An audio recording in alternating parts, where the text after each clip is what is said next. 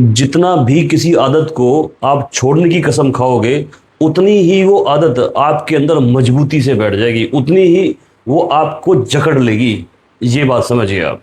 तो सबसे पहले हम ये जानेंगे कि आदत को अच्छी या बुरी हम नहीं कहेंगे। आदत का मतलब आदत है। बहुत सारी ऐसी आदतें हैं जो कि बुरी हैं लेकिन हम उसको अच्छी मानते हैं। एग्जाम्पल के लिए मुझे आदत है दूसरों को खुश करने की।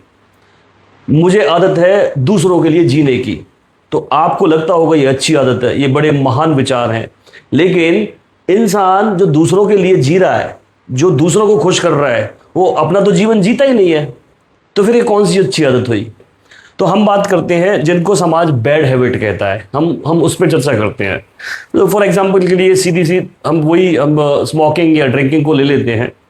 तो इससे पहले ना मैं आपको एक कहानी सुनाना चाहता हूं, और ये कहानी ना वेल कनेक्टेड है इससे, आदत से।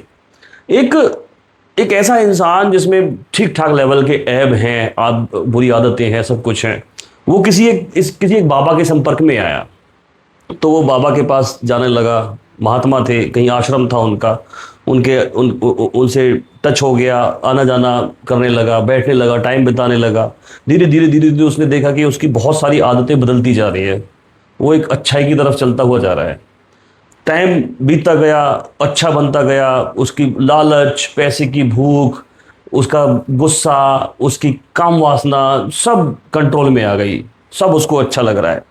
अब एक दिन वो बाबा के पास बैठा हुआ और एक गंभीर होते हुए उसने बताया कि महाराज, उसने बताया कि बाबा, कुछ ऐसा है जिसको मैं आपको शेयर करना चाहता हूँ, बताना चाहता हूँ। कुछ ऐसा छुपाया हुआ है मैंने। तो वो महात्मा भी पहुंचे हुए थे। वो भी मुस्कुराने लगे कि कोई बात नहीं, तू बता, मुझे इसी दिन का इंतजार था। तो उसने बताया कि बाबा, सब चीज़ ठीक चल रही है मेरी लाइफ में, सब अच्छा हो गया आपके पास जब से आया हूँ। और लेकिन एक प्रॉब्लम है, अभी भी जाके ना, मतलब शाम होते होते क्या होता है, मैं ड्रिंक कर लेता हूँ। उससे मुझे दिक्कत कुछ नहीं है, परेशानी कुछ नहीं आ रही है, मैं खाना खाता हूँ और सो जाता हूँ। तो लेकिन वो मैं बुरा मानता हूँ उस हैबिट को ना, और ये थोड़ी सी एक है प्रॉब्लम। तो बाबा बोलते हैं कि मुझे पता है इस चीज़ के बारे में, मैं जानता हूँ कि तू कहीं ना कहीं तो अभी कुछ ना कुछ बाकी है तेरे अंदर, और ये कोई ऐसी प्रॉब्लम नहीं है। तो उसने भी थोड़ा सा आपत्ति जताई कि बाबा, जब आपको पता था और मैं इतने दिन से आ भी रहा था, तो आपने मुझे बताया क्यों नहीं? आप मुझे अगर बोलते कि ये चीज़ छोड़ दे, ये तू कर रहा है, तो शायद हो सकता है मैं इसको इग्नोर कर देता। तो उस महात्मा ने बताया कि ऐसे तू कभी भी नहीं छोड़ेगा। जब भी इसको छोड़ेगा, तू अपने हिसाब से छोड़ेगा। पहली बात, मेरे बोलने से या किसी के बोलने से नहीं छोड़ेगा। दूसरी बात, इससे लड़के या इसको दबा के भी तू नहीं छोड़ेगा।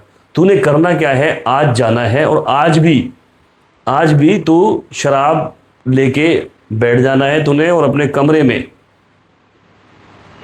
बैठने से पहले अपनी दृष्टि को, अपनी आंखों को अपने अंदर ऐसे गाड़ के रख लीजिए, ऐसे गड़ा लीजिए कि वो बाहर निकल ना पाए। जो भी तेरे अंदर शराब पीने के बाद जो भी चेंजेस हो रहे हैं, जो भी तेरे साथ बदलाव हो रहे हैं, उनको बहुत गहरे से देखते हुए देखते रहना बस तूने। तो गया वो, उसने अपना शराब ली, अपने रूम में गया, उसने पीना शुरू किया। तो जैसे कि बाबा ने कहा था कि दृष्टि को अपने अंदर गाड़ के रखना है, तो वो देखता रहा।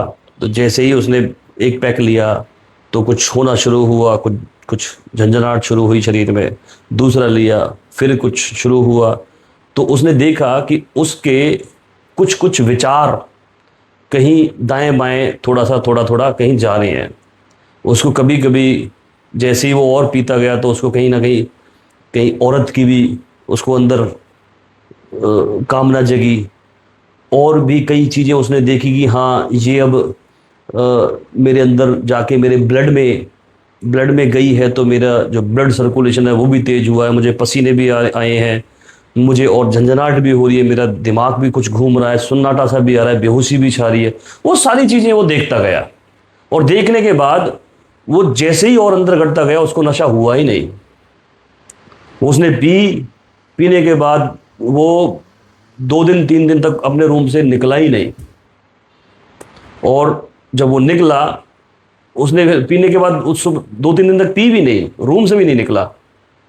और जब वो गया 3 दिन 4 दिन बाद बाबा के पास, बस उसके पैर पकड़े कि बाबा आपने मुझे ये दिखा दिया कि मुझे कैसे देखना है अंदर।